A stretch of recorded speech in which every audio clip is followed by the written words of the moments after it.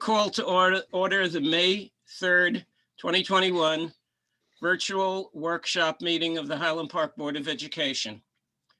The New Jersey Open Public Meetings Act was enacted to ensure the right of the public to have advance notice of and to attend the meetings of public bodies at which any business affecting their interest is discussed or acted upon.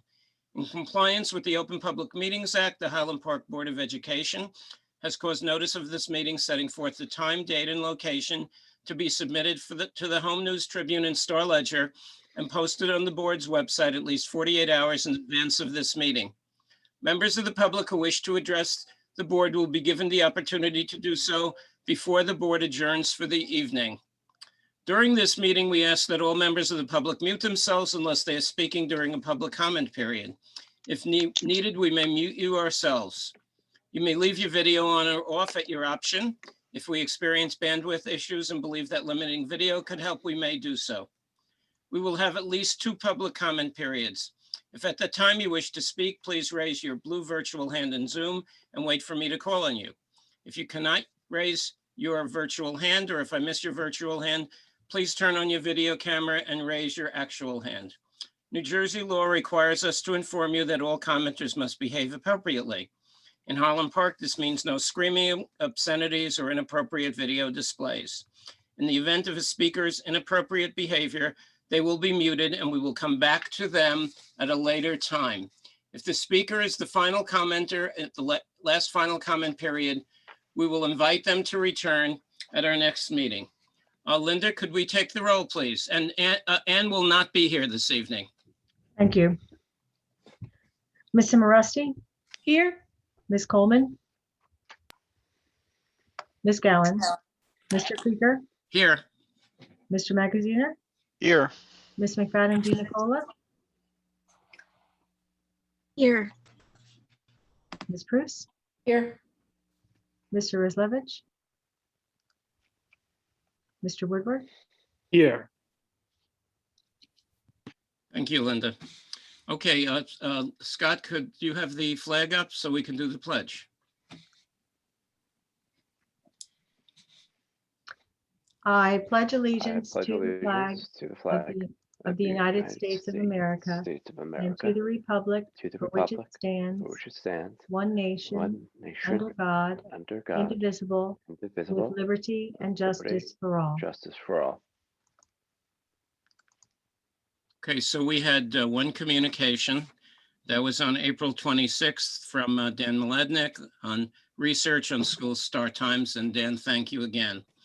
It is time for the student representative report, and I see Polly there. So Polly, why don't you take the floor?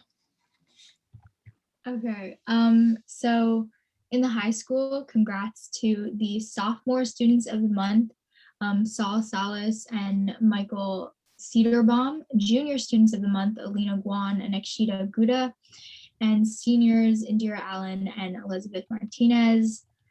Congrats to them again. And then in the middle school, they're looking forward to ELA map testing May 17th and 18th, May 20th, their virtual Fuse night, and then the 26th, their virtual Diversity Day, where they'll have a bunch of workshops.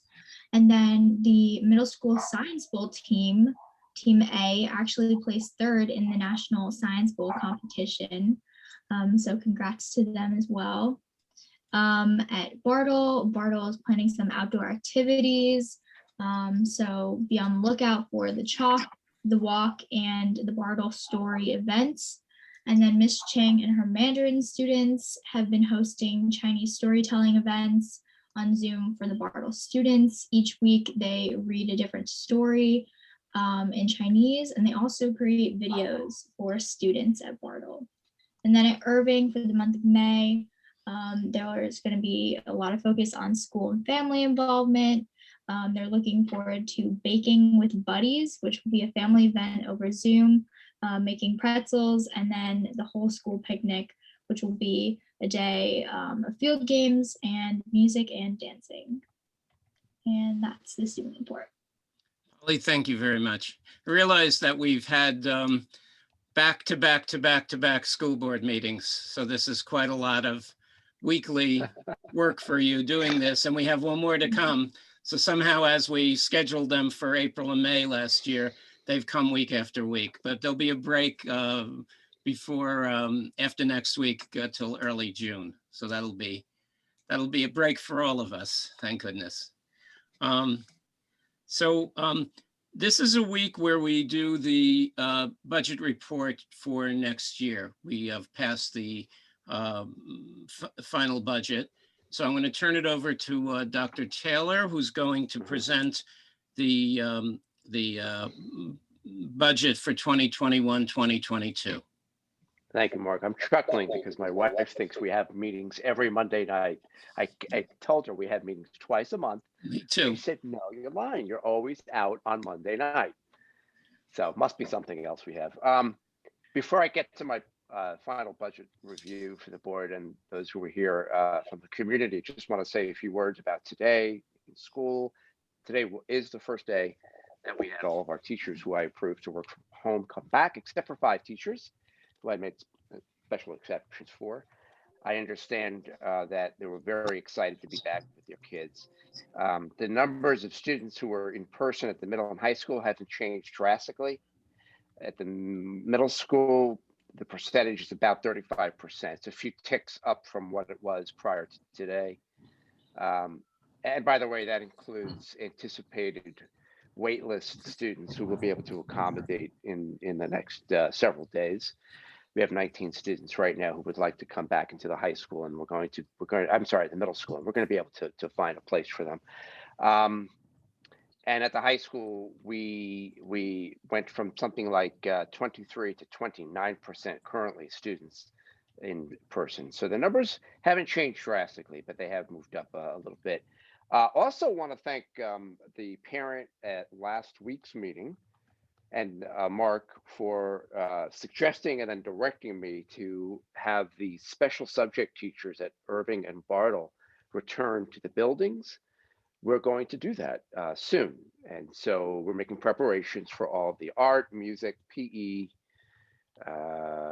media, and if I'm missing anybody, forgive me, teachers who had been teaching remotely now come back into the buildings. And so they'll be pushing into what we call the homeroom classes, the classes the kids have most of their day in, instead of having the students come to the special subject classes. And of course, that'll mean PE will be live and in person, and so those teachers will be Zooming out to their students who are at home, just as we have our middle high school kids doing. So at the end of my budget presentation, if anybody has a question about what I just shared, please feel free to ask.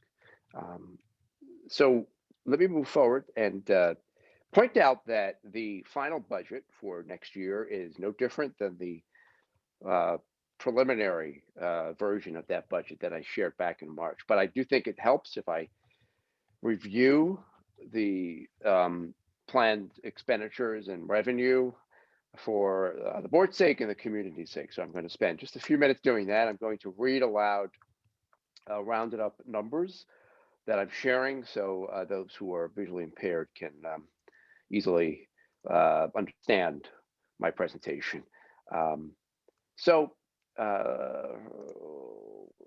First things first, I want to remind everybody that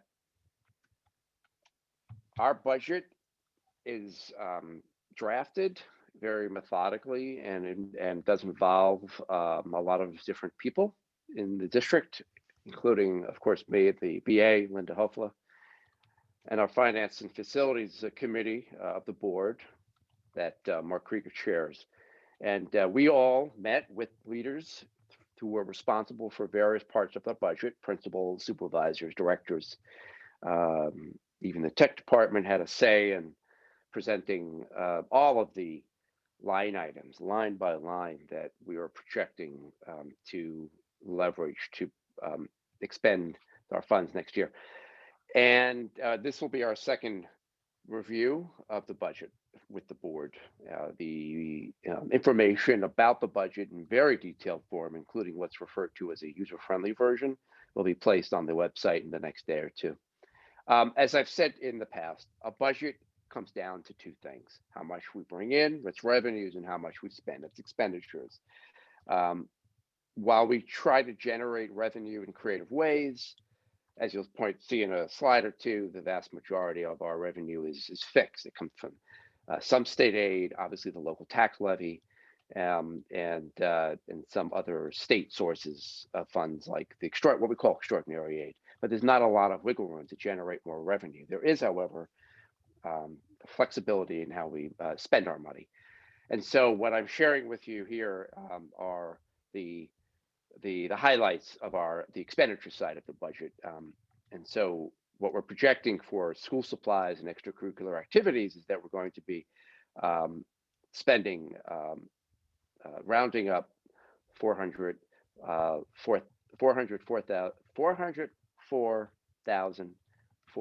and that's a change of less expenditures this year in the area of $40,800.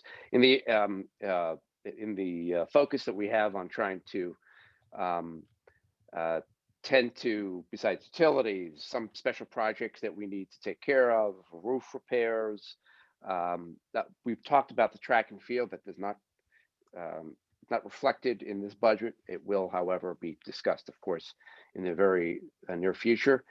We're projecting that we'll spend next year just on district operations, facilities, and whatnot, $5 million.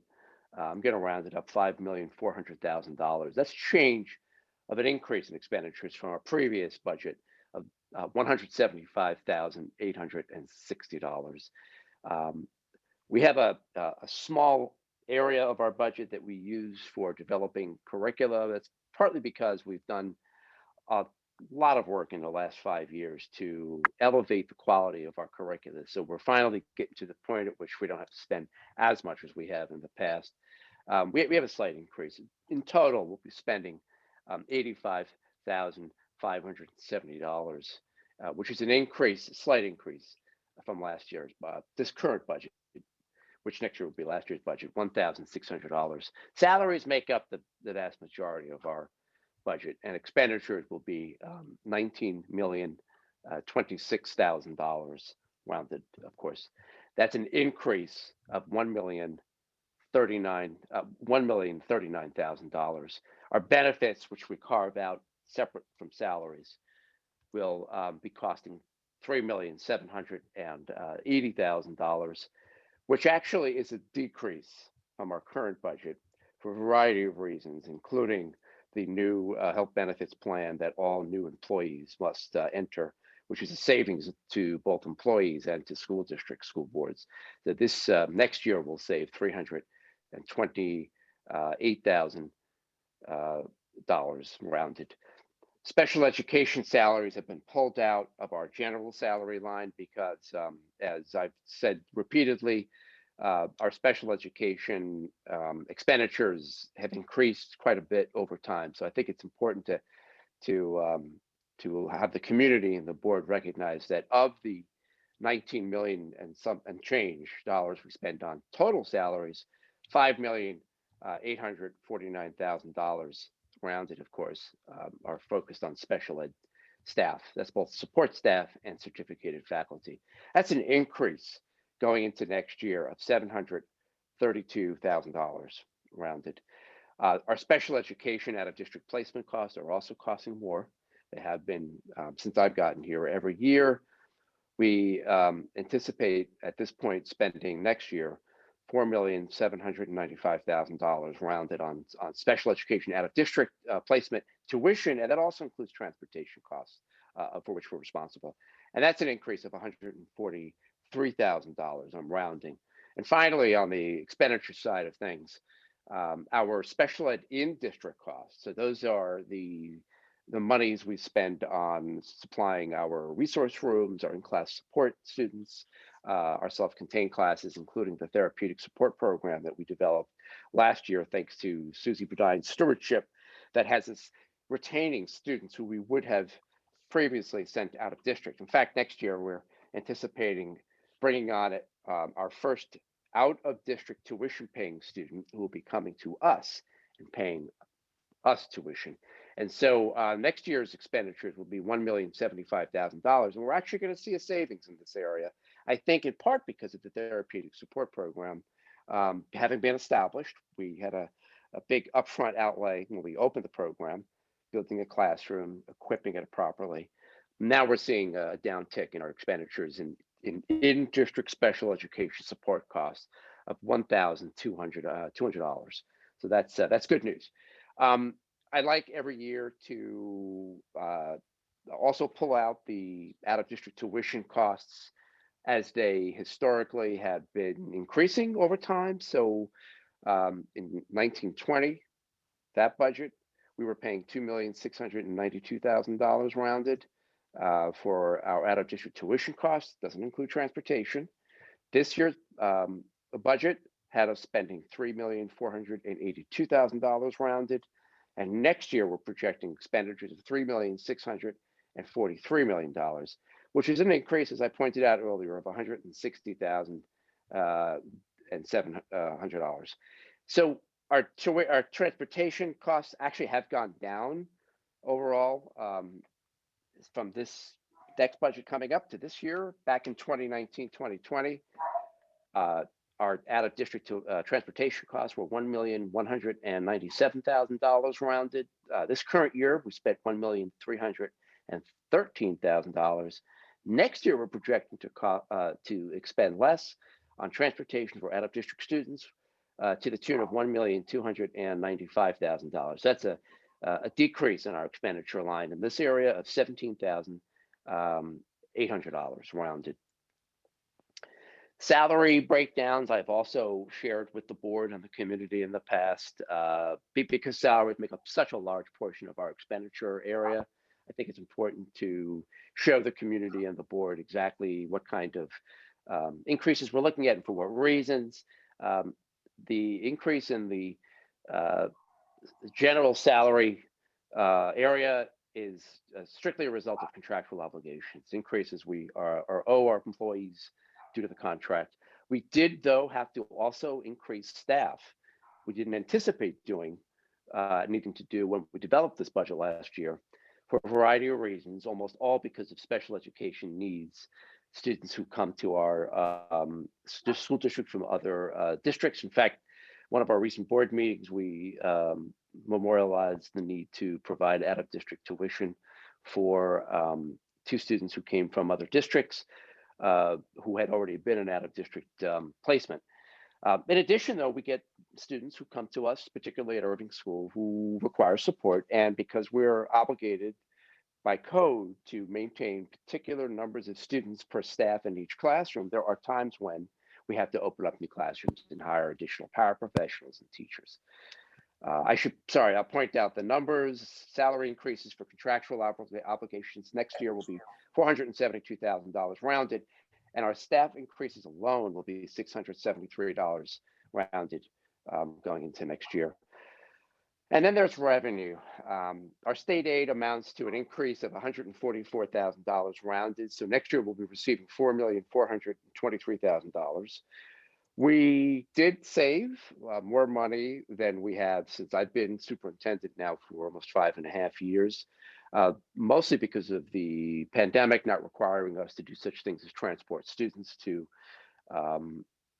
athletic events and other activities, and then just a variety of little things here and there that we didn't find ourselves needing to spend on. So we're actually going to be carrying what we refer to as fund balance, anticipated savings that we didn't have to, money that we didn't have to use this year, next year of $1,728,000. So that's actually a change from last year.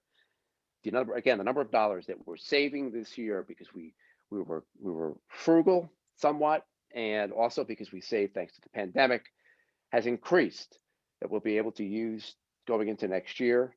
And that number will be $728,000. We'll also be transferring from our capital reserve account $512,000. That's $45,000 more dollars this year than this next year coming up than we did this year. And our extraordinary aid we anticipate will be more than it has in the past. That's based on what we recently received last July and what we have heard and can read about what the state intends to do with extraordinary aid. Extraordinary aid, again, is the additional money that's provided to school districts who incurred more special needs costs. And we usually receive that money in July. So we can't pinpoint the exact dollar amount, but we can estimate how much we're going to get. What we're estimating we'll receive is $600,000, which is $300,000 more dollars than we budgeted for this year. And our tax levy generates the largest portion of revenue. This next year, we look forward to, will have us generating $30,828,000 rounding, which is an increase in tax levy of $472,000. Couple of other things I want to point out before I open up for questions or concerns. The impact on the resident will be as such. I'll actually work my way from the bottom up on this slide. The average increase for a home next year will be $68. This current budget, it was $7, and back in 2019, 2020, it was $123. So you can see it's fluctuated somewhat. The $68 average increase on a home here in Highland Park is mostly a result of tax savings due to increased rateables or businesses and other tax generating institutions here in Highland Park that have helped us offset the levy. And we also refinanced our debt once again, and that has allowed us to keep the increase for the average home to a relatively strong number, $68. The tax levy will be extraordinarily low relative to what we've seen since I've been superintendent here. Next year, it'll be 1.56%. That's less than this current fiscal year, which is 1.89%, less than the 2019-2020 year, when the tax levy was 2.73%.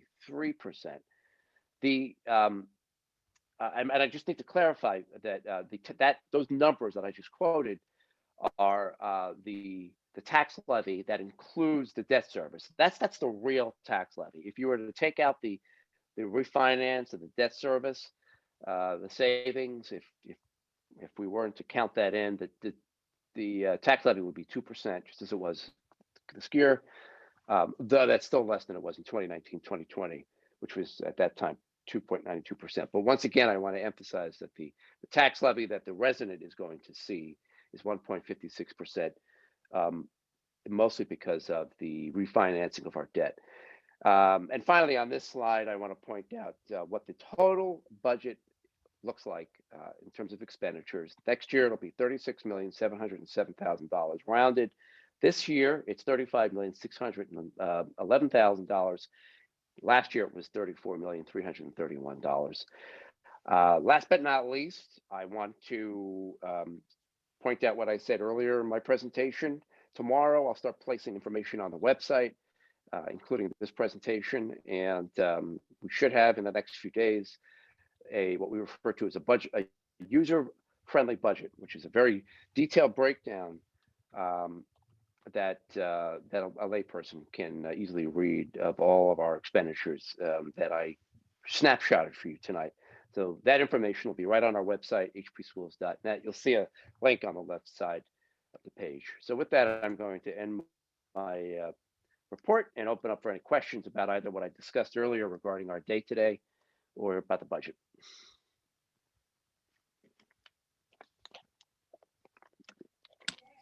No question, just a comment on thank you for the thorough presentation and the breakdown, particularly of the tax levy and how that broke out this year. Appreciate it. And I just wanted to add that the capital reserve, money going from capital reserve into the budget is really dependent on using that money to do the track and field. Last year we did the same thing, and then we moved the money back into capital reserve because we didn't use it for track and field because the county didn't come through with their portion. This year we're moving it with the hope that we can actually do the work between us and the borough coming up with that money and perhaps more. And there'll be more about that coming in very shortly. Rob? Yeah, just a quick comment. You know, I'm not a math major, but I was looking at the numbers, and a lot of us look at the bottom line. Bottom line for the last 3 budget periods adds up to a total for the average homeowner, total of $200 more over that 3-year period, which averages out to about $5 a month. And so I mean, I'm on this committee, so I'm not giving myself a pat on the back, but pats on the back really to Linda and Scott and to Mark, who does so much work, and of course Darcy as well, who's also on the committee. I think I hope that we, you know, residents in the town are happy with that number. One other quick question, Scott, and that is regarding the push-ins and regarding phys ed, and I'm just curious, as the weather has warmed, is there a chance that the kids can have their phys ed classes outside? I should have clarified. Yes, PE will be held outside and indoors. Proper spacing, of course, followed. Okay. But PE will not be pushed in. Thank you for asking that question. I didn't. Okay, thanks. That's great. Marilyn, do you have a question or comment? And you're muted. Yeah, sorry. Yeah, just because I'm new to all this, can you explain a little bit about capital reserves and that 500,000 that comes in and goes out? How much do we actually have in capital reserves, and which are we supposed to have? Like, what's a good number? Linda, do you? Can we answer it? Linda, you can do the Sure. better than me. Capital reserve, there is no minimum that you can have in capital reserve. There is a maximum, and that's based upon the value of your overall properties. So we're not even close to the maximum. I think that's around $4 million. We currently have, I want to say about 780,000 in capital reserve. I'd have to check back to our balances, but it's in the $700,000 range. So we're anticipating taking, what do we say? 510. 510, there you go, Yeah. out of that. So it will bring it down significantly. And we always hope at the end of every year in June to be able to allocate some additional money to help build the capital reserve back up. And of course, you know, we're hoping that we have a good enough year this year that we can do that again. Right. Okay. And capital reserves is the money, like money That for mon- an emergency in a sense. No, that is money that is set aside to make capital improvements, Okay. such as roof replacements, obviously the field and track replacements, or you know, major projects that are usually bid out. You know. These are the large planned jobs, Marilyn, and Yes. there is some hope that we can use some of the very large amounts of federal money coming to the counties and boroughs and school districts to offset some of our costs there.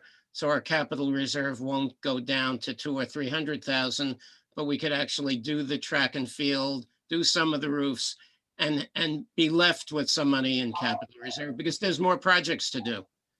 I mean, doing what we're going to do with the roofs is nice, but there's more roof work really than that needed. So, which we've talked about. So we will see. We will see if we can do that. That was my last question. So the money coming from ESSER and other places, Yeah, is not figured in this budget? the $1.1 million that we're going to talk about tonight, which will be voted on next week, is not included in this. Okay. Nor And is, I should nor add, is the purported 2 million. We're hearing that we're going to get 2 million from the care. I'm going to call it CARES 3. That's not in any budget. I mean, we haven't seen it at all, and we don't know much we haven't about it yet. gotten our allocations yet. Yeah. Right. So, yeah. So it's yeah.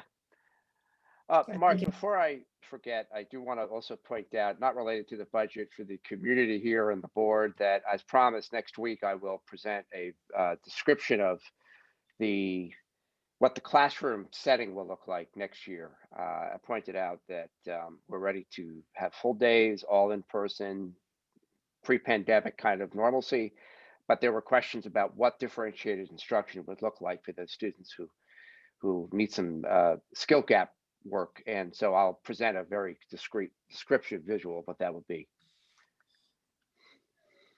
Good. Any other questions or comments from the board? Like Chris. Well, Chris, sorry.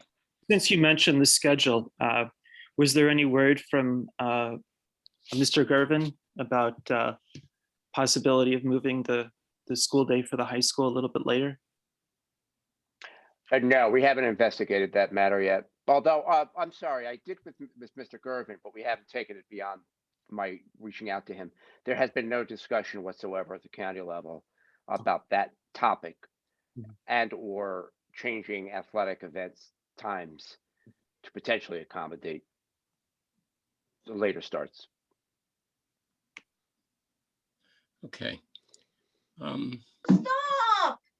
Uh-oh. I think they muted themselves. So with no other comments there, I think we'll go on. And so number 8 on the agenda is formal public hearing and board adoption of the final budget. So we're going to have a public comment period where the public can ask questions or make comments about the budget. And this public comment period is specifically on the budget. There'll be 2 more public comment periods, one following shortly after we vote on the budget. So, so 8A, the Highland Park Board of Education welcomes public participation, has reserved this time for your comments on the 2021-2022 budget. Board policies 164 and 167 establish and regulate the right of the public to participate in public meetings. If you would raise your hand, and when I call on you, please give your name and your address, and you can speak on the budget.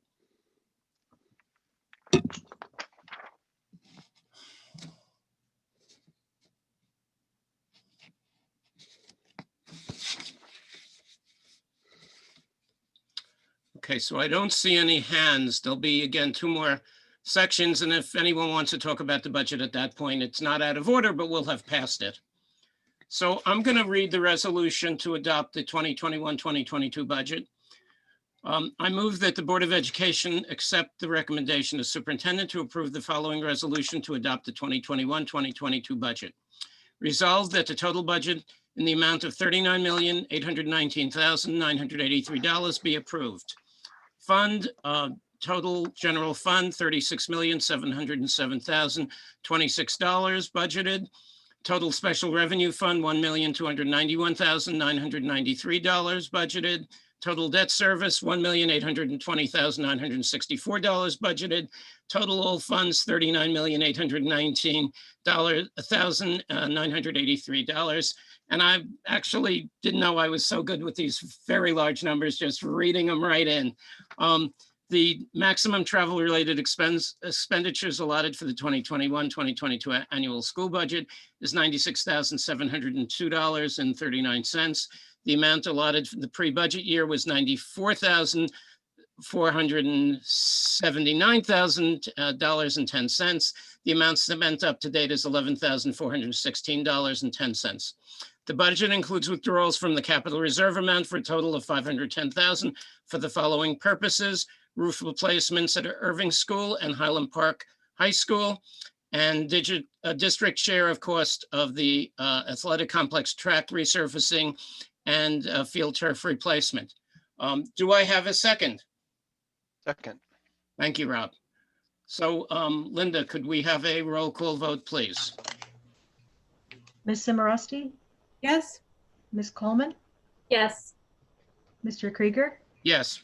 Mr. Magaziner, Yes. Ms. McFadden DiNicola, Yes. Ms. Prus. Yes. Has Mr. Oslevich arrived? I have not seen him. Okay. Mr. Woodward? Yes. Thank you. Okay. So we will go on. So late last week, Ann and myself and Dr. Taylor were approached by Buffy Weil Greenberg, who's been working with the HP vaccine team group, trying to get the word out for folks to come in and get vaccinated. And she suggested that instead of me at every meeting saying how much I believe everyone should be vaccinated and what the numbers are really changing and getting substantially better, by the way, which they are. They really feel like they're plummeting day to day as I keep track of the numbers for the district. She said, why don't we do a vaccination resolution? The board can vote on it. And she even offered to write it for us. So I wanted to thank Buffy for this. I've taken it and I've included it in the as a addendum to the agenda. I do want to read it in. I'll be brief. I'll try to read quickly. And it asserts our commitment on the board to getting all of the teachers, staff, children, and everyone associated with the school district vaccinated, and our willingness to help make that happen, like the site we set up at Bartle for the teachers, staff, and 100 other residents of town who were vaccinated. By the way, before I read it, the state is now up to 61% of the adults have taken, as of today, at least one vaccination for COVID-19. The transmission rate, according to the governor this morning, was in the 0.3 to 0.7 range, which is exceedingly low. Lots of diseases, they would be disappearing now.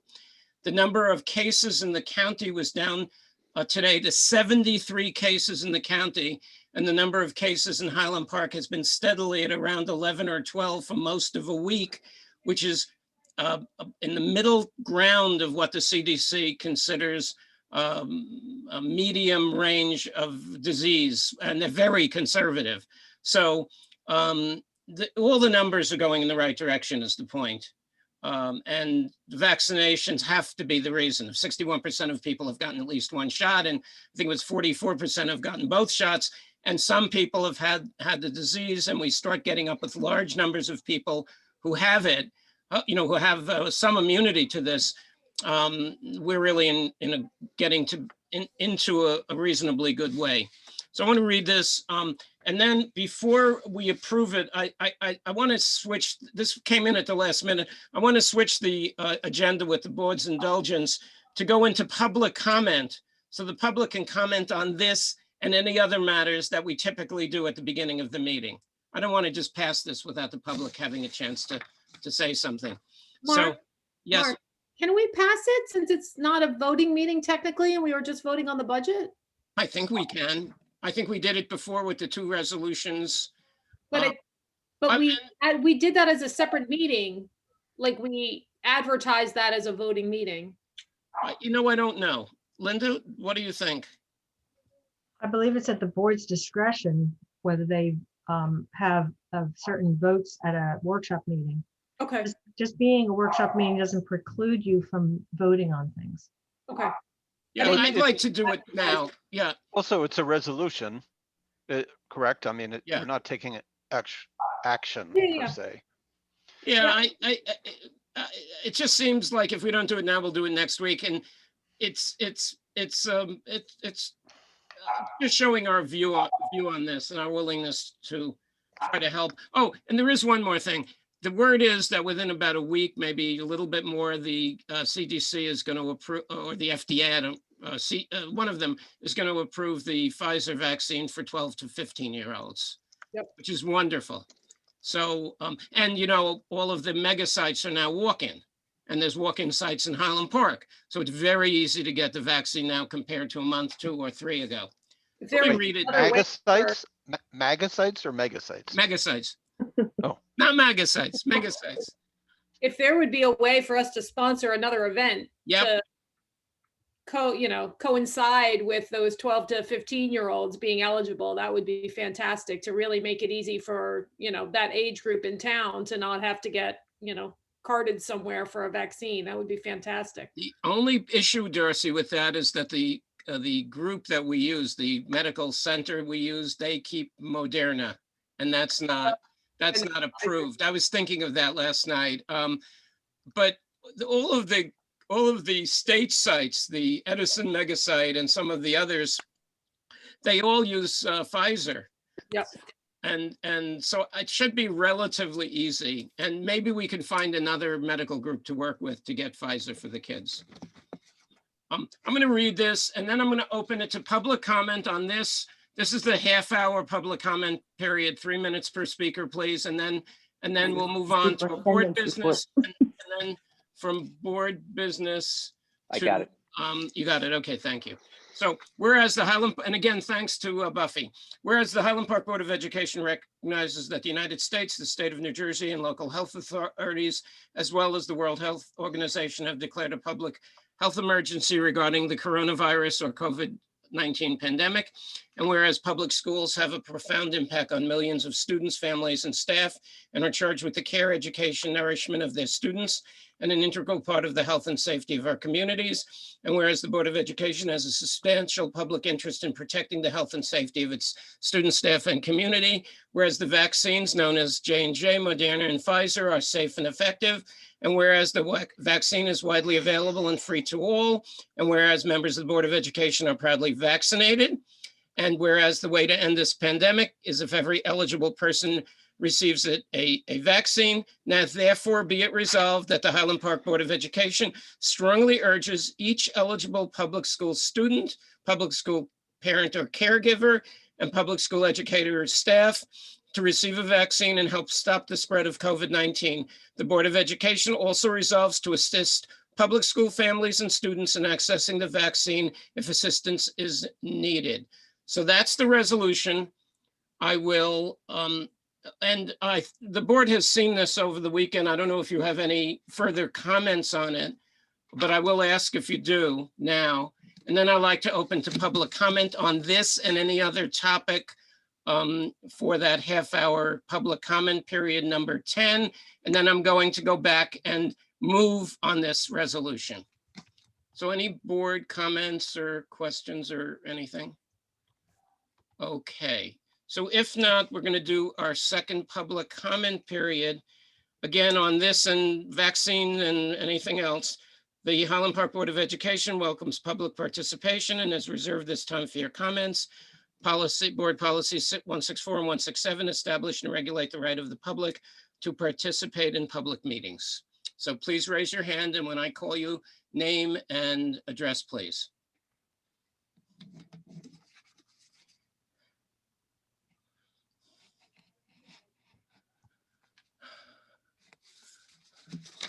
Okay, so seeing no hands, I'm going to move back to number 9, and I'm going to move that the Board of Education approve the attached vaccine resolution urging students, parents, caregivers, educators, and staff members to get the vaccination to help stop the spread of COVID-19 and to have the Board of Education assist in providing help to those in the district that need it in obtaining the vaccine. Do I have a second?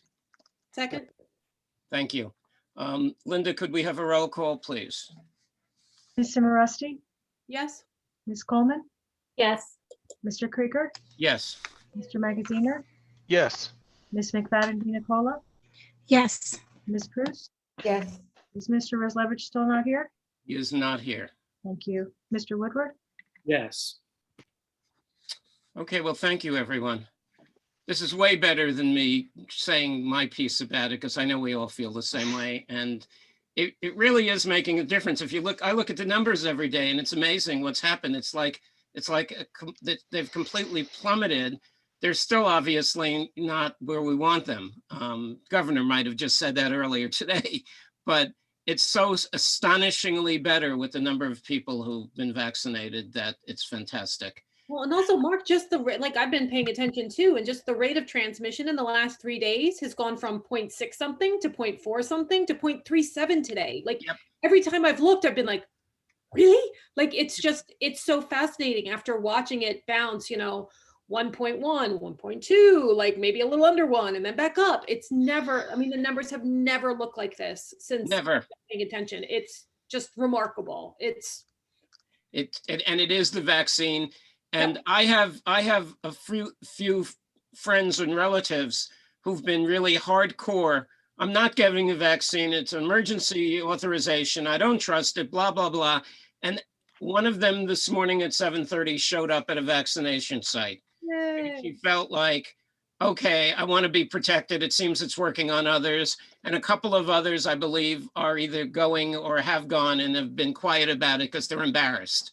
So it's time for everybody to just get with the program and get to work and do this. I also had some very conservative family members tell me that they were going to leave it in God's hands. Oh, And I have a hard time with that. And it's not because I'm not a religious person, but it's something that I believe we should all do to take care of others. It's not just about you. You know, you are making sure that others don't get sick. I think so. Right. You don't want to leave it in God's hands for everyone and that be your responsibility. I think it's your responsibility to make sure that you take care of your fellow human beings as much as you possibly can. Michelle, I think that pushed my cousin over the edge.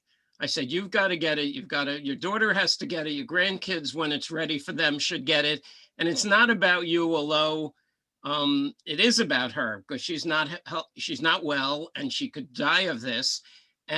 But I said, it's about everyone. It's about the whole community and it's about our nation. We really need to do this together. I just love that my Catholic family members seem to care.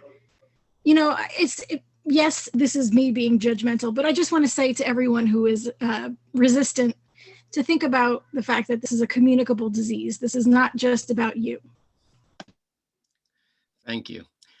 Let's go on then, and Michelle, keep your speaker on, your audio on, curriculum and instruction. We're going to do the reports now. I have a very light report for you. I sent you all a copy of the notes that we had from our curriculum, joint curriculum and equity and excellence committee meetings, which I think are going great. I don't know if everyone would agree, but I hope so. We talked about some pretty big ideas. And now that we have a pretty light agenda curriculum-wise, it's nice to have time to have these conversations. So we, thanks to Monique, have a shared file where lots of resources are at your disposal, board members, to read more about the, I would say, the validation that we are now proposing to codify of the Black English language.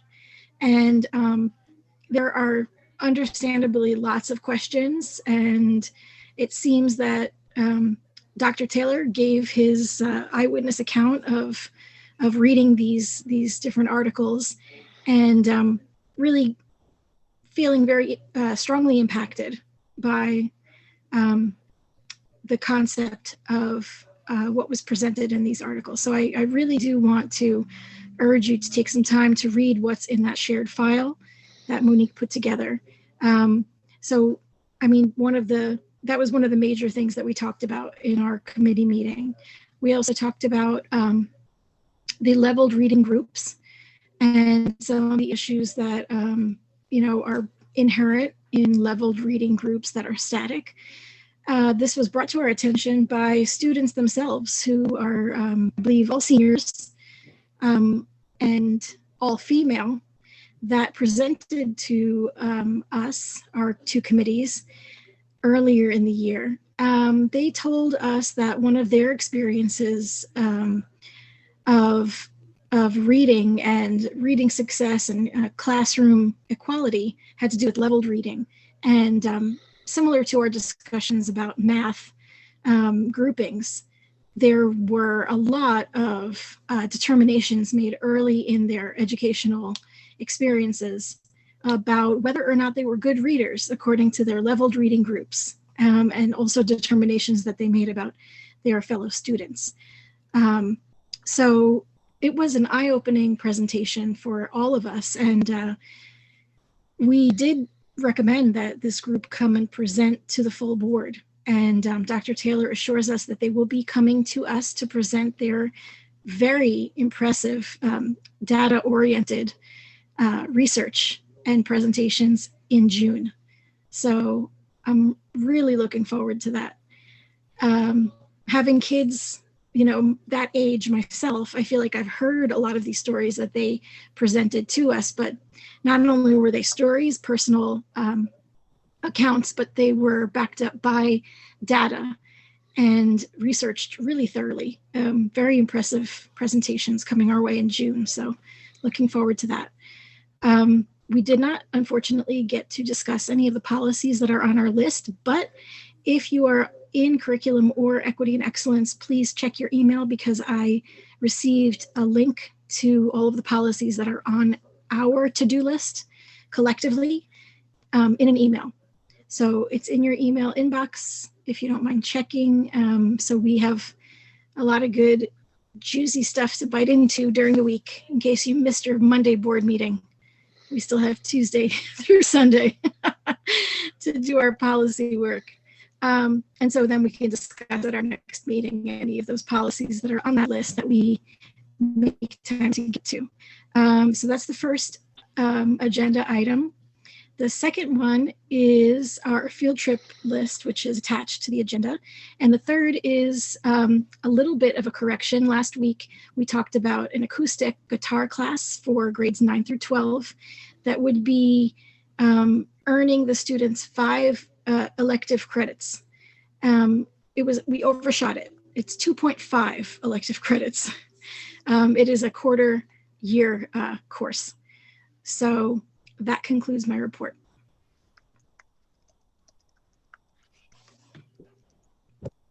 I did it. Does anybody have any questions or comments, board members? I'm Monique here. I just wanted to quickly tag on that for the student presentation.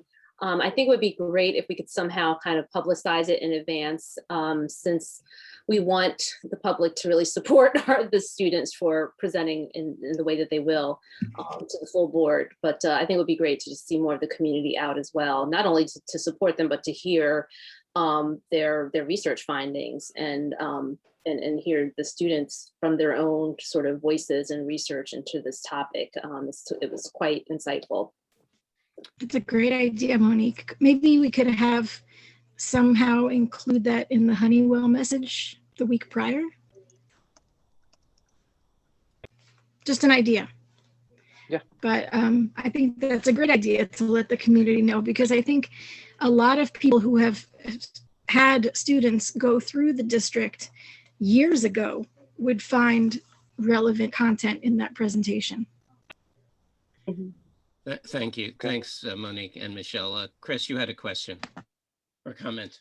Yeah, I was just going to ask, so that I can understand what's going on. What's the relationship between the Black Language Initiative and the New Jersey standards? I mean, is it that we're fighting the standards, or is there room for them in the standards, or what's the to answer that?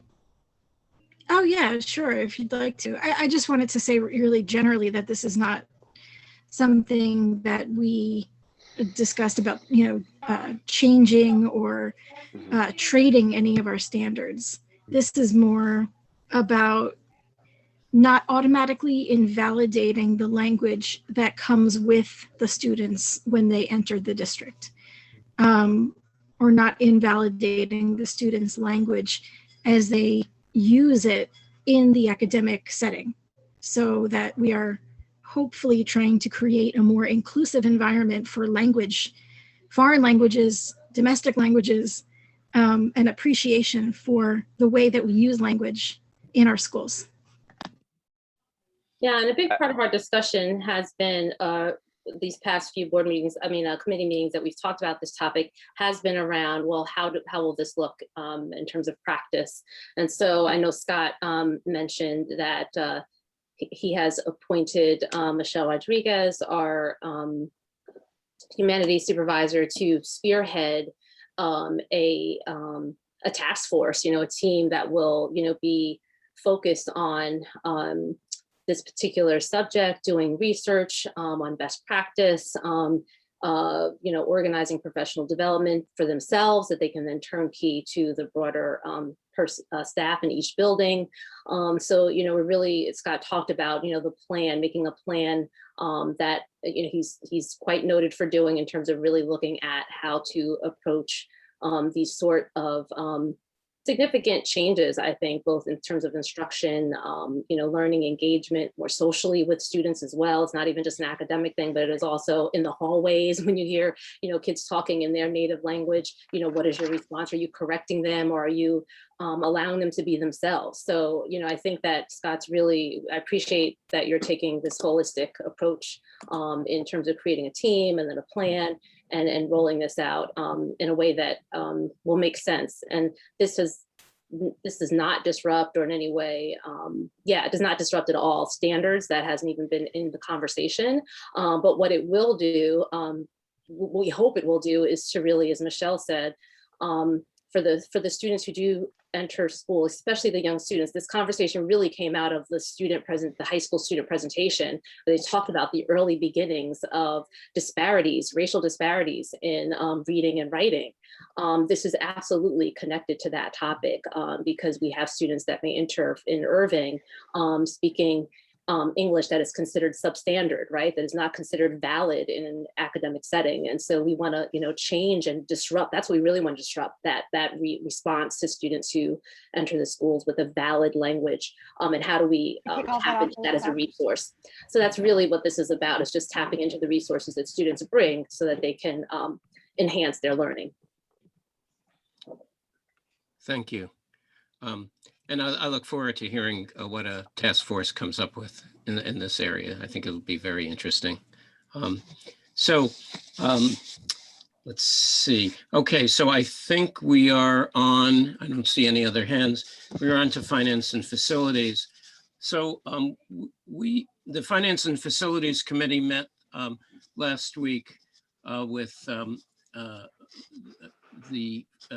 Dr. Taylor and with Linda Huffala, and we reviewed the new ESSER 2 grant. So we went over that and started looking at, this is item 5 on the agenda, but we started looking at where the district was planning to put money into that. We're going to get a less preliminary report this week during the week, and then we'll pass this, I hope, on next Monday. We'll vote on this. And we, I believe, have to put the actual application in with specific items associated with it by May 15th. I don't know if that's the exact date, but it was around May 15th. And it's a lot of money. And I'll talk about it now since I started. This is money that's somewhat tied to the pandemic, but as opposed to the CARES 1, which was about masks and plastic shields and desk partitions and air conditioning systems and so on. This is about much, much more than that. This is about the facilities. And this is about special education. And they certainly don't tell us that we can't use money towards items that are being budgeted over the next 2 years, that would have been budgeted or are being budgeted over the next 2 years. So we can do a better job with the budgeting we're doing by using some of this money.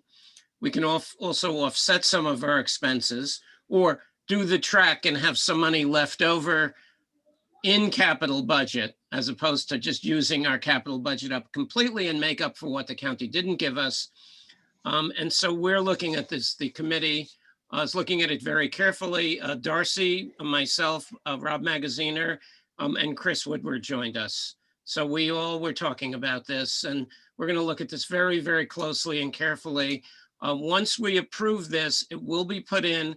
If there are changes needed, and it's being spearheaded by Burke Baldizone, who's our supervisor of grant funding. We are allowed, once we do this, to move some of the money around. So if we see that we need more here and less there, we can do some of that at least, and actually quite a lot of that. So we're really, really excited. We've never had much, as the CPA's auditors say every year, we never have much money in our reserves. We never have much money in capital. Between this money and the CARES 3, which Congress has passed soon after Biden took office, we are going to see a lot, presumably a lot more money, and we can do the same with that. Hopefully, that'll be more towards next year's budget. So that's what we talked about, and we may meet again. So if we do, at least if we don't meet, we'll discuss it over email, some of the numbers we're given. We can talk about it next week's meeting. We have number 2, the bill lists, the general bill list, cafeteria bill list. Number 3 is travel and related expenses. Number 4 is professional services from contractors, and this is a buyout of home health care for school nursing. This is for extended school year and for school year substitutes. 5 is the resolution to approve the submission of the grant for the ESSER 2, the CARES 2. And the basic amount is $971,654. Learning acceleration is $62,356. Mental health is $45,000. The grand total is $1,079,010. So it's quite a lot of money. And item 6 is a resolution to approve bedside instruction for a student at Monmouth Medical Center, tuition rate of $51 per hour. Any questions or comments from the board? Darcy. Yeah, I want to point out what I kept saying when we had our meeting last week, and just, really highlight for the rest of the board. I still can't wrap my brain around the fact that this much money is coming into our budget and it doesn't have the typical federal stipulation on it that federal money usually has, which is that you can't use it for anything that you've already budgeted. Usually the federal language is supplement, not supplant. You can't use it to, pay for things that you've already allocated for in your budget. But this money, that's waived. They've completely waived the typical supplement, not supplant language that comes with most federal funds. So this is really an unprecedented opportunity. And, I really appreciate that Mark is having us work so closely with Linda and Scott, to make sure that we're all putting our heads together to use this money as wisely as possible, because opportunities don't come around like this very often, where there's all of a sudden an extra $1 million to do stuff. I want to assure the finance committee that I took the information Mark shared on your behalf about what your vision is for use of a lot of these funds. And I'll be turnkeying that to the leadership team tomorrow. We have a 2-hour meeting set aside, and it's my hope that the outcome of that meeting will be to resolve exactly how we're going to spend this money. And then I can present that to you, Mark, and you can share it with the committee. Yes, probably by Wednesday or Thursday. Wonderful. Thank you. Yeah, this is Chris, I'll call you in a second. This is, and the next bit of money, and Linda will bear me out on this. This is literally a once in a lifetime opportunity that none of us will ever see again. This is just such an enormous amount, and really can help the district for years to come. So I've been saying this to anyone who'll listen, and especially to to Scott and Linda and the board members, we really have to use this wisely. So that's what we're trying to do. Really, really use it wisely. And by the way, not use it to hire 10 more teachers that in year 2 or 3, we have to find money for, because then we won't have that money. But to run our usual excellent programs, but try to offset money that we would have budgeted, including some interesting consulting fees and stuff. So Chris, take the floor, please. Well, I just wanted to mention, I read today that ESSER 2 funds can be used for expenses that go back to March 20th, 2020. Are there funds like that we can back bill or whatever it's called? We haven't been made aware that we can actually pay for things we've already covered. We can use the funds for the follow-up for the next 2 years. I just want to make that clear. This is not just a 1-year use of money. Linda? I did want to mention, we already have gone back to March and looked at anything that could have been covered by ESSER and CARES and charge it to the first CARES grant. I don't know that there's anything that we could have charged to ESSER 2 that we didn't already charge to ESSER 1. Okay, thank you. And thank you, Chris, for reading all of that, as I would think and I read it, very boring, deep, on and on, pages of documentation from the federal government. Michelle, unmute yourself. Good. Yes, really quickly, I don't think this is, a long conversation that I want to start, but I just wanted to say that if I had the money to spend myself, if I was queen of the castle, I would really talk seriously about our technological infrastructure as far as municipal broadband. I feel like this needs to be a public utility. It needs to be a public utility for years now. The fact that we inequality, when every single encyclopedia and dictionary and resource is via the internet, this is something that I would spend the money on, but that's just me. Michelle, I want to comment on that. That's actually a great idea. The borough is getting money as well. We're not the only ones, and it may be the time to talk to them about it. The only downside I could see, because we could probably with the third round afford something. The problem is there's the annual fees due for running our broadband. And that's like, again, that's like hiring 10 new teachers. And then we run out of money in year 3. So we have to see what the ongoing costs are after year 2. One of the things we are putting, the committee proposed putting into this, we have to see what the administration is planning. But one of the things we all felt strongly about was to put money into technology. And we have a lot of technology in the budget. Get money into technology, which is, again, a place we would put anyway. And as an example, we leased, we came ready to go for most students because we had leased equipment from 6 through 12. So we didn't have to run around and find equipment for them. And we're in, I think, the second year of those leases. Well, there's years 3 and 4. We can pay for years 3 and 4 now with this money and not have it in next year's and the year after budget. And, eventually we have to do the lease again, but maybe we buy some extra equipment with it. So there's interest Right. to use it, but broadband may be so expensive that year 3, we have to drop it. That's what we'd have to investigate. Well, I mean, my I guess, foresight, I really think that once people have it, that they're not going to let it go. And I think that that would become perhaps something that is a political,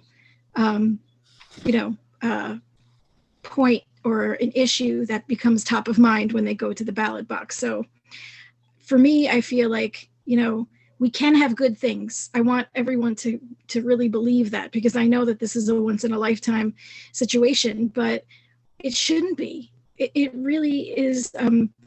It's good to have nice things. We have gotten so good at being, easy with struggle, and I don't like it. I feel like that is not the mindset that I would like to promote. So if we can give out some good things, even if it's temporary, it will be a noticeable difference when it goes away, and that might make all the difference. Well, point well taken. And I think once we know more about this third round, we should be talking to the borough. And it is a useful idea. Very, very good idea. So that, with that said, we're on to personnel and communication. And Anne could not be here this evening, but Chris offered to do the personnel committee report tonight. And thank you for that, Chris. Okay, so thank you, Mark. Yeah, we didn't meet last week. We met the week before that. So we have 3 new hires. Ms. Stocky is moving from part-time to full-time as a reading intervention specialist, and that will enable us to reduce the amount we need to go outside the district for those services. So thank you, Ms. Stocky. Welcome to Dina Clavin, a new speech therapist, and Margaret Mano, also a speech therapist. And After that, we have a number of personnel items, which I suppose are related to the contract that that Mark and the rest of the negotiation committee These are our reappointments for next year. reappointments for next year. And the TBDs on all of them are because the new contract will determine their salary, and we're in the middle of negotiations. We have a meeting Wednesday, negotiation session Wednesday. Yeah, Yep. thank you. That's I guess what I meant to say is that the TBD is because of the contract negotiation. Yeah, and then so there are a number of reappointments, and then right at the end, there are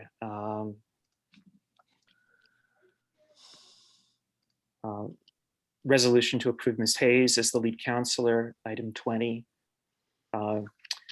Reappointment of Ms. Hoffala and Dr. Taylor. You want me to expand on that?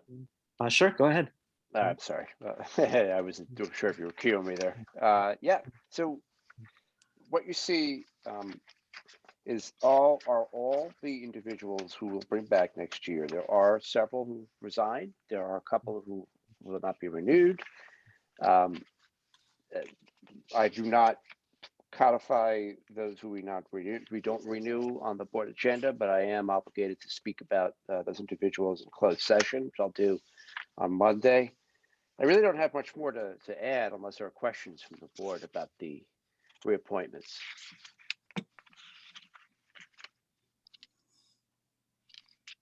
No, I don't see any. So let's move Oh, on. Sorry, I'll just point out one more thing. The reason why we do it now and we don't wait until June is because by law, we're required to finalize all contract renewals by May 15th. Okay, well, thank you. So next on the agenda is the policies and regulations. Darcy. Yes, policy did not meet last week with these back-to-back 4 weeks in a row meetings. It didn't really make sense to have another policy meeting.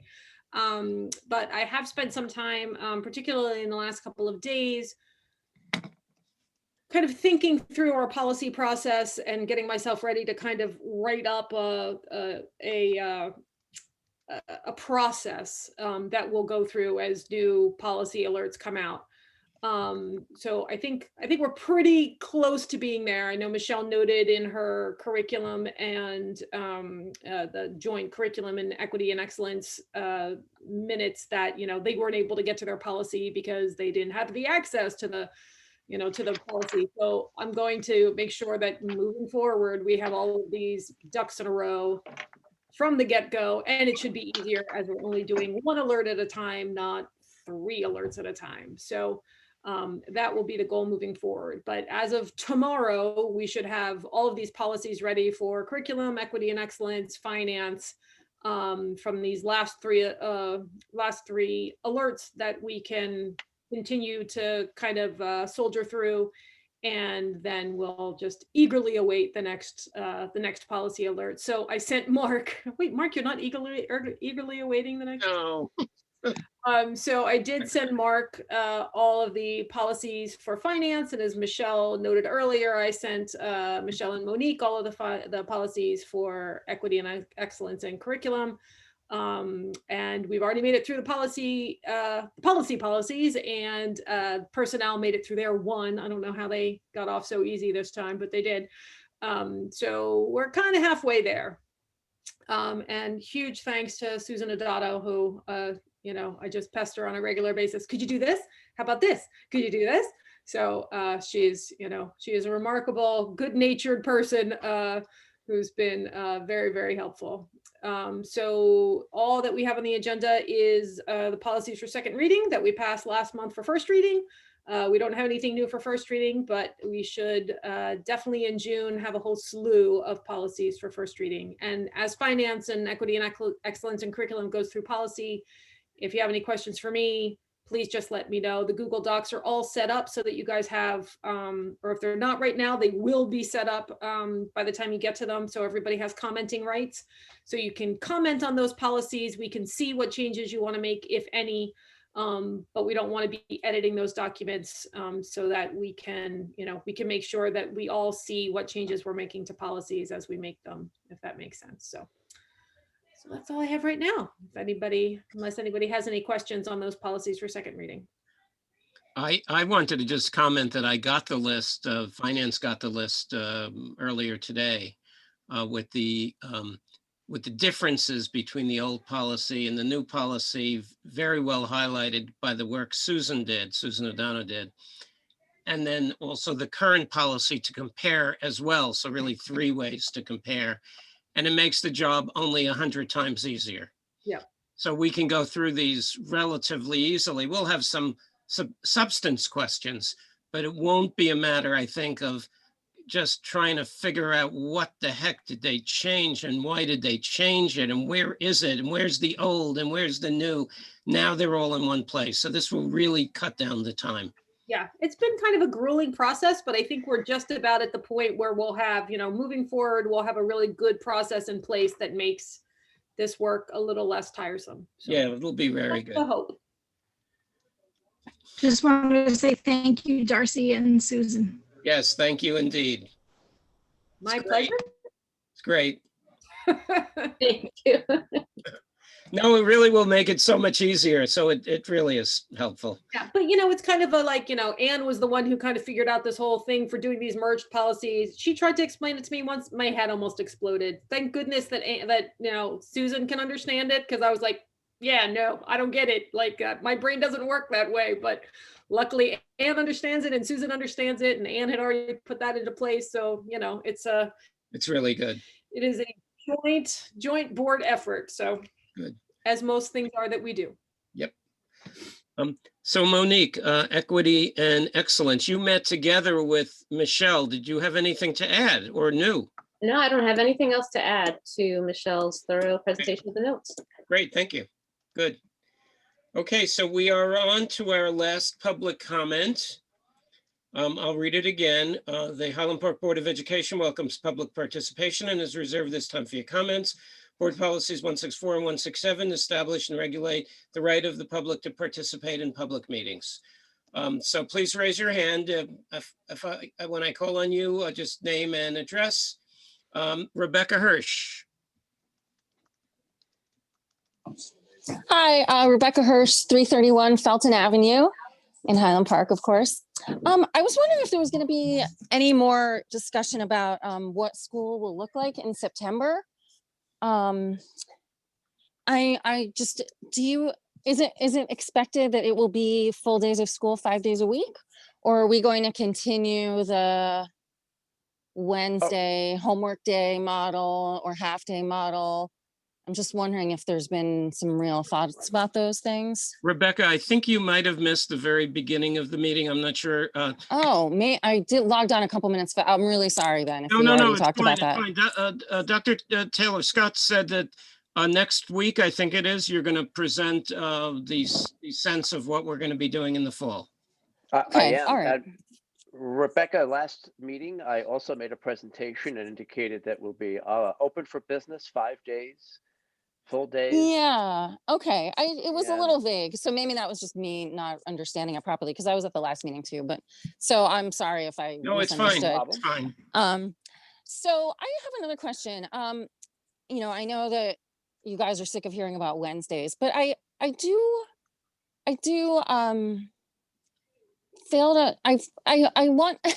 just wish I could understand better how they count as school days for so many kids who are, I know there's a portion of the student body that is doing stuff on Wednesdays, but there is a big portion that is not.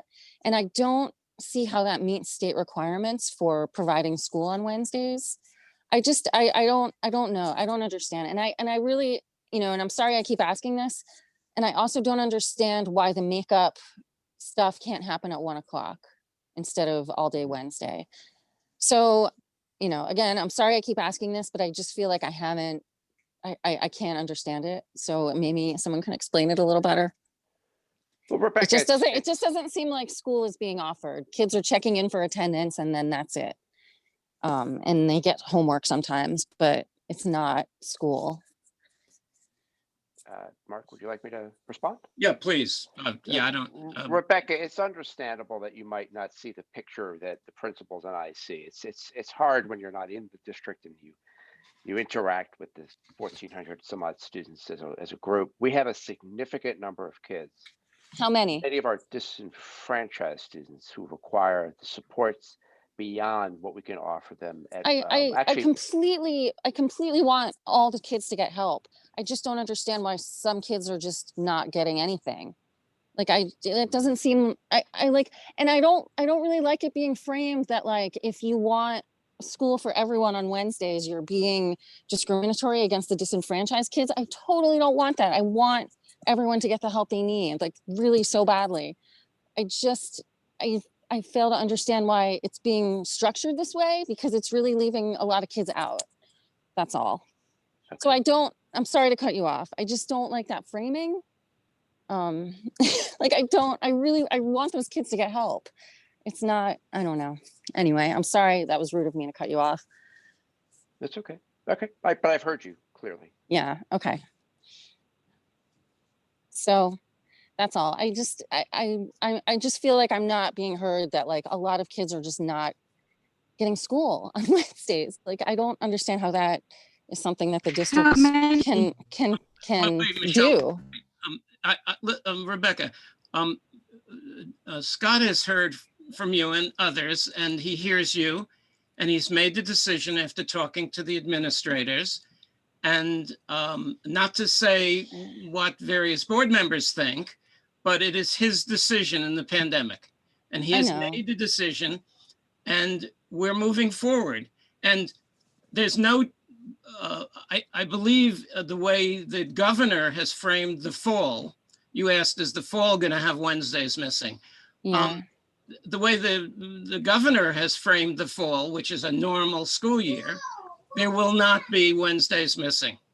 You know, okay, well, that's good to hear. You know, and so we're moving on. I think I'm sorry, but there's kind of nothing more to say about it. I know. It's just, right? It's really hard. It's really hard that the district seems okay with just like getting just abandoning a significant chunk of kids for a whole day a week. That's all. The district, as taken by our administrators who manage the day-to-day operations of the district, that's our superintendent and our administrators, have made that decision. And especially in the pandemic, given the powers they were given by the State Board of Education and the governor, that is their decision. And we all have to move on. I'm sorry, we all have to move on. So I am going to move on to Jacqueline. I don't know how to pronounce your last name, Jurczyk or Jurczyk? That's close. Can you hear me okay? Yes, I can. Please, yes, okay. Please give your address. Great, yeah, sure. Yeah, this is Jacqueline Jurczyk. I'm at 302 North 3rd Ave. So thanks for the opportunity to comment during this time, and that's just what I plan to do. Specifically, first, Mark and the board, I appreciate the resolution that was made regarding the vaccines. I definitely support Darcy's suggestion, to make vaccines available for younger children in our community when that approval comes through for our 12 to 15-year-olds. I actually work in clinical research, so I'm very familiar with the process of using data to get drugs and vaccines approved. In effect, the benefit, outweighs the risk, kind of in its simplest terms. So that's why there are so many of us that are having trouble understanding, the decision to continue the No Work Wednesday. I know you just said the decision's been made, but this is our chance for comment, and so I'll take that opportunity. With shorter hours a day and less days a week of school, it's hard to understand how the benefit outweighs the risk for all of our children. I understand and completely appreciate that there are a lot of kids that need help.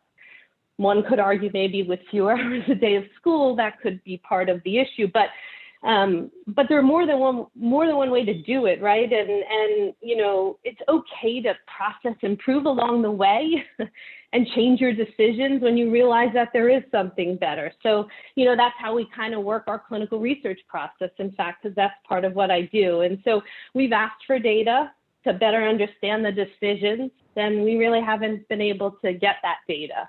It doesn't seem to be available with respect to why, the decisions were made. So just as you guys are passionate about vaccines, and many of us parents are also really passionate about getting as much schooling and learning in as possible for our kids with whatever time is left of school.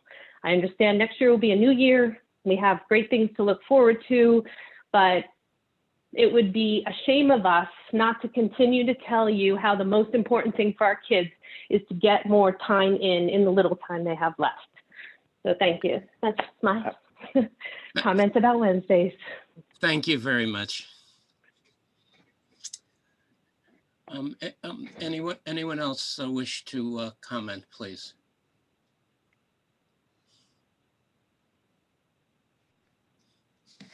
Sorry, I don't know how to raise my hand. It says Oh. Daniel Backenroth is the person who's speaking, but my name is Paula Tartikoff. Can you hear me? Yes, indeed. I And live your at address, please. 416 Grant Avenue. And I would just also like to say how deeply disappointed I and so many parents are in the leadership at this point, in spite of all of the hard work you have done to keep things going as well as they are, and the many improvements that we've seen and the way things are getting back on track, and how heartened I am to hear that we will have 5 days a week, hopefully, 8:30 to 3 or whatever the traditional times are for each school back in September. But it's really disappointing right now. We moved to this town hearing great things about the public schools, caring deeply about education. I know so many of my friends in town feel the same way, and we feel deeply let down by how little the education of a very large number of the students in this town seems to be a priority of the people who are in charge of the schools in this town. All I'm going to say is just a deep sense of not being heard, not having all voices taken into account, a rigidity, a failure to be flexible and adaptable, and really think about everyone and their needs and not only certain groups. And having some people's priorities put forth at the expense of others. And I just want to register my dismay and my regret. And I know that many people have dropped out of the conversation altogether because they've lost hope of being heard and of making a difference. Thank you. Thank you as well. I want to say at the risk of, I'll say it very, very carefully again, that this is not a Board of Education decision. This is prescribed by the governor and the Department of Education, that the decisions, and specifically, and after checking with our attorneys, specifically the decisions like this during the pandemic are the entire decision of the superintendent and our administration who manages the schools day to day.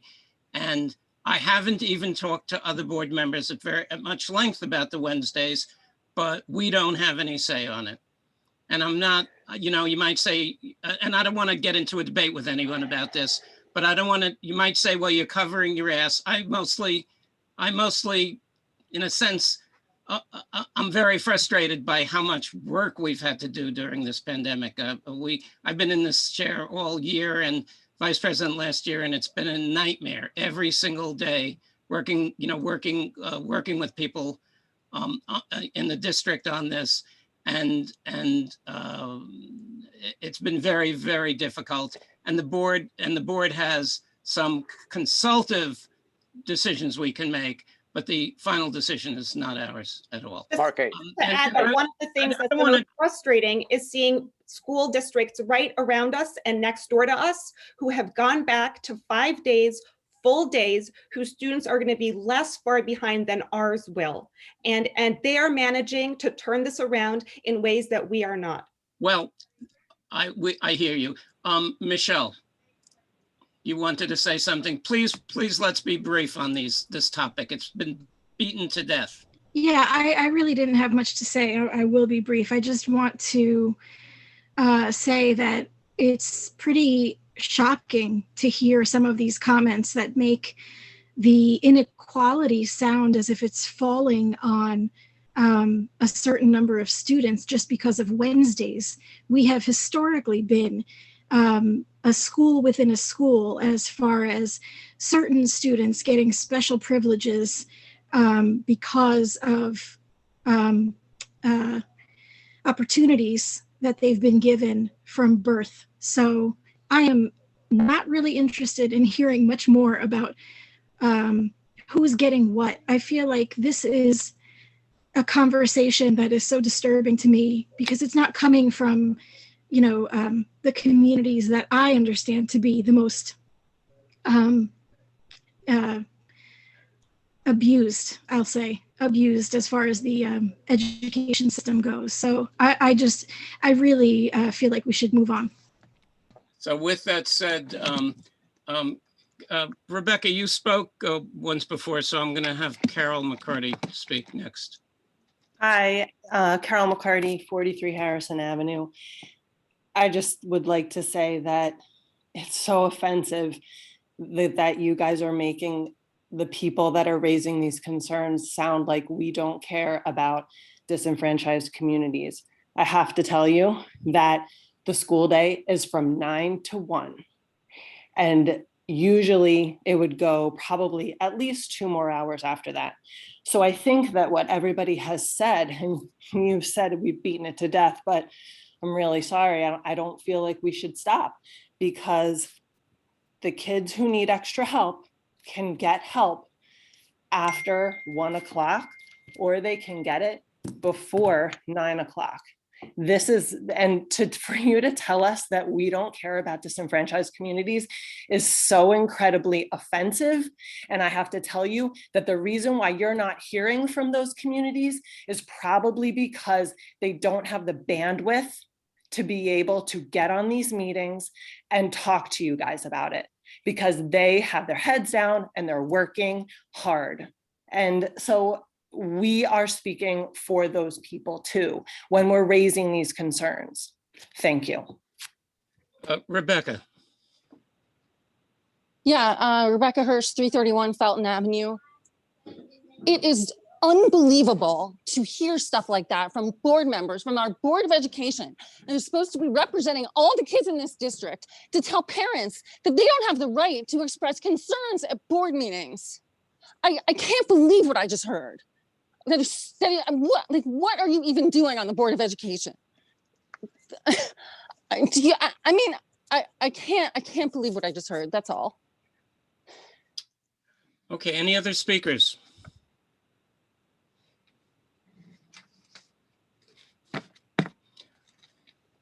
Okay.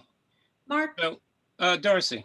Can I just ask, I missed last week's meeting because of a family event, and I don't know if I didn't get a chance to watch the video from last week to know if this was talked about a lot last week also.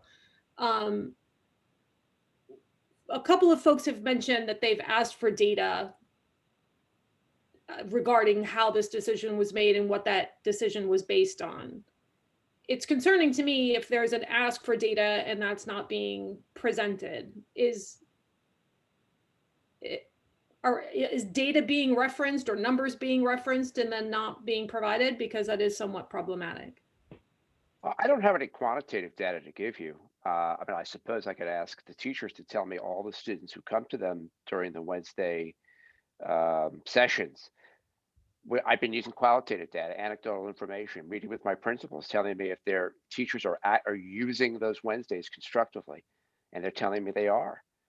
I have to point out another, I guess I should share with the community and the board once again why I'm sticking to the Wednesday schedule as it is, and the 44-hour schedule for that matter. Argue with me or not, this is how I strongly believe we should proceed.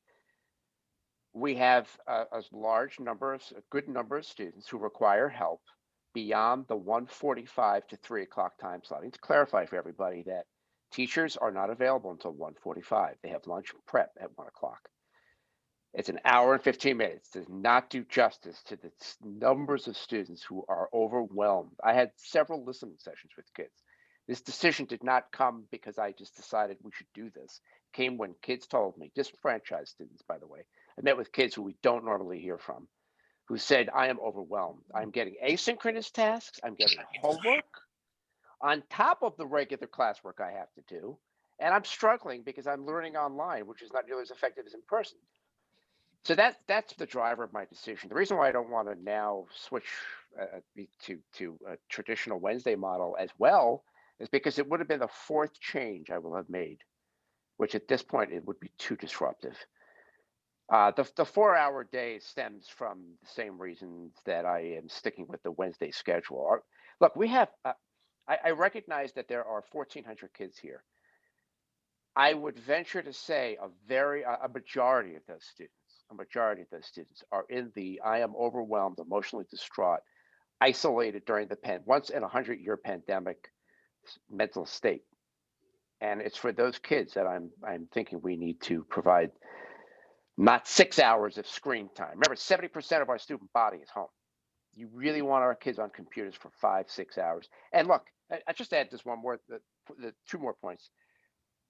For as many people who are here tonight to speak about Wednesdays and 4-hour days, I have at least as many people who have different opinions. I get emails from people. They don't come to the board meetings, but they support the decision. There are different opinions about this matter. I can't just. So, and Scott, I'll say I 100% understand that, but I will say that if there's discussion of data to back up decisions, then we have to make that data available. That's my point. All of my decisions are not driven by numbers, Darcy. I don't use quantitative data to drive all of my decisions. I use input from students. I use information from my principals and my teachers. Right. I don't just use quantitative data. Well, what kind of data would you recommend I look for? Well, I don't know. I think something strange that's happened during the pandemic that doesn't typically happen is there's been a lot of, I think, communication has been very much channeled to you. And I think sometimes maybe Mark and Ann, but the rest of the board isn't involved in these conversations. So there's a lot of back and forth that happens that the rest of us are kind of like out of the loop about. So, okay. I think for you and for Mark and maybe for Ann, it feels like there's been a ton of conversation about this, but I don't know what a lot of that conversation has been. So when I hear a couple of times that you've referred with folks, via email or phone or whatever about data that you're using to, make that decision, I can't blame people for asking for some kind of quantification of that data. Okay. And I will say, I do also hear the point about the framing being about disenfranchised students. And I don't like seeing it, us pitting, privileged students or against disenfranchised students or, and without sharing too much, I have 2 students in my house that are struggling who I'm trying to get to take advantage of those Wednesdays and just don't want to be on those computers anymore. I mean, if you told them they had to go more than 4 hours, they'd lose it. And they don't want to even be on the Wednesdays to get the extra help, so it's hard. This is really hard for everybody, just absolutely everybody. Everybody is struggling in their own way.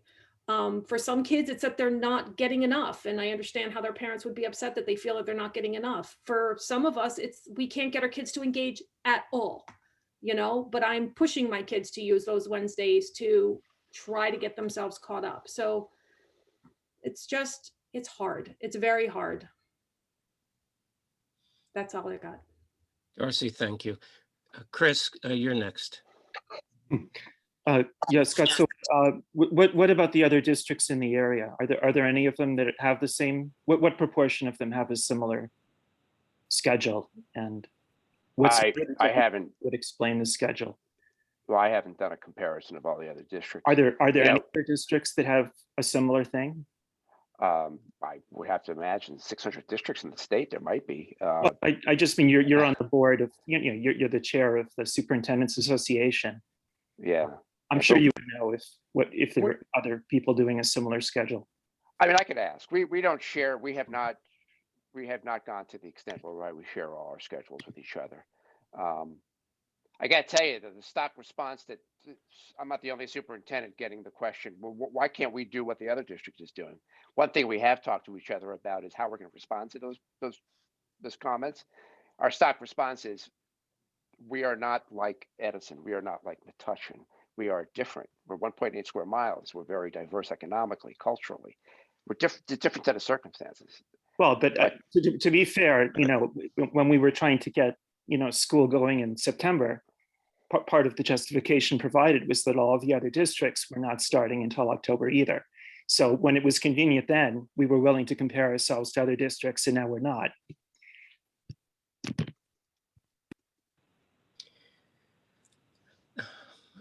Chris, thank you. Monique? Sorry, yeah. I think Darcy sort of made the point that I wanted to make, and just the defining of disenfranchisement, disenfranchised students, Scott, when you did address the population of students who are utilizing these Wednesday support sessions.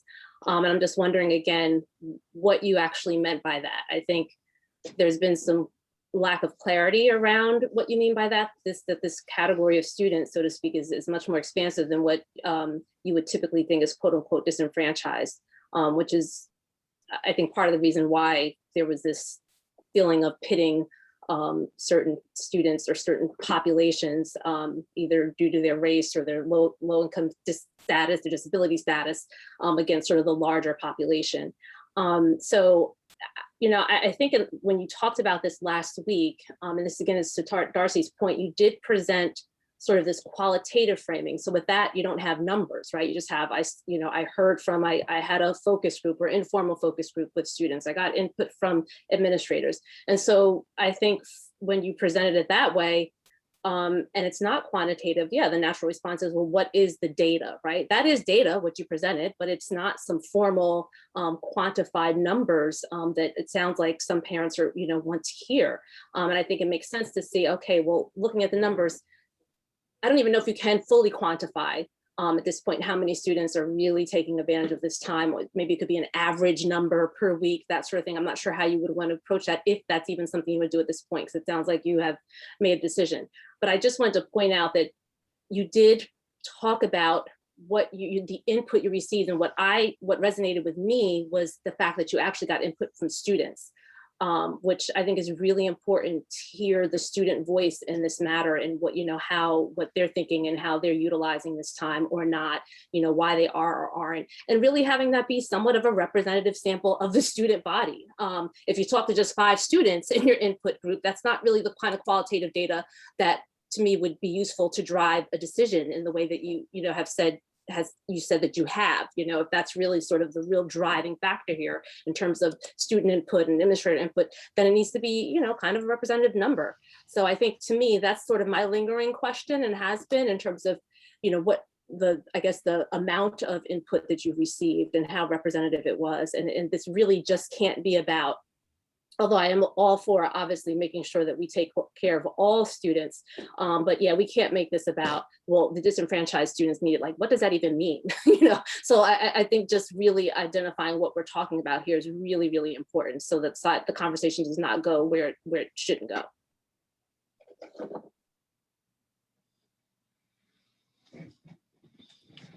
Monique, thank you. And Scott did talk to a fairly large group of students on his council, who I think were all very much in favor of keeping the Wednesday. But the Wednesday's gone back and forth, and more to the point, the Wednesdays started off as nothing to do with education, but the cleaning day. Virtually every district, someone asked about, Chris, you asked about the other districts. Virtually every district in the county and most districts in the state started off with Wednesdays being the deep cleaning day. And that morphed into different things depending where you were. And here it morphed into, we're going to stay off, then we're going to come back, then we're going to stay off. And, it's definitely moved around based on what is coming from, I'd say, Scott's discussions with students and with administrators and teachers. So it isn't hard data, it's soft data, but it is data. Well, it's qualitative. It's good. It's not soft, but I hear you, Mark. Thank you. I would say that your student council, if that's the group that the body that you spoke to, expanding that out a bit might be helpful. But the deep cleaning days is something that I've also thought about as well. It's like, do we still need that? Do we not need it? I mean, I think that's an important consideration, especially if we're talking about populations, a large percentage of our families and students are still concerned about safety. And so, removing, making sure we still have time for that deep cleaning and really making sure the environment stays safe, even though the numbers are plummeting and we're in a better place. We just want to maintain that. Okay, we have two more speakers here. Daryl, I'll take you first because Jacqueline spoke already. Sorry, I had trouble unmuting myself. Daryl Brower, 130 Benner Street, Highland Park, New Jersey. I've been sort of on the fringes of this. I have a senior, and there's senioritis on all of this together. I do not find Wednesdays productive. That doesn't mean that some other person's kid doesn't find them productive, but I have seen the emails that have gone back and forth asking for specific numbers of students, not saying that anyone thinks this is horrible and they shouldn't be doing it, but asking for specific numbers. Not, I have heard the teachers say anecdotally, I talked to a group of students. What students? Who are they? Who do they represent? How many of them are there? How many times have you talked to them? How many? You can't tell me that teachers don't know how many kids they're helping on a given Wednesday. And I really have to say that I really can't believe what I just listened to. But a board that tells parents they should stop asking questions. And when that was said to a parent last week, and go talk to the superintendent, which is what a group of parents did, and they were told, no, the decision's done, it's over. I mean, I don't really know what else to say about that. I don't know whether Wednesday is right or wrong. It may be helping a ton of students, and that would be fantastic if it is, but we don't know what those numbers are because no one will tell us. And I cannot believe that you can't get some grasp on it, or that, I mean, I was shocked you don't know what other districts are doing. That's not that hard. And that's really all I have to say. Thank you. Jacqueline. I just wanted to make sure to clarify that, what I was speaking about was not for any one particular person or student. It was actually for all students. I was asking for consideration for more school for all students. And so there was no intention to ask for something special for one group versus the other. And I also believe I acknowledge the fact that I recognize that there are some students that need more help. There are many, as Dr. Taylor has indicated, and I am sure that's true. We're not challenging that part of it. We're just saying that at the risk of how much the kids are losing, we are having trouble understanding the benefit in this decision to have all kids have less school. That's all. So I just want to be clear that there was nothing maybe misinterpreted by the information that I was requesting and asking about. That's all. Thank you. Thank you. Okay. Seeing no other hands, we're going to move on. So I have no president's report. Does anyone have any old business? Any board member have new business? Okay, with that, I'd like to move for us to adjourn. Do I have a second? Second. Thank you, Chris. All in favor? Aye. Aye. Aye. See you next Monday, folks. Michelle, give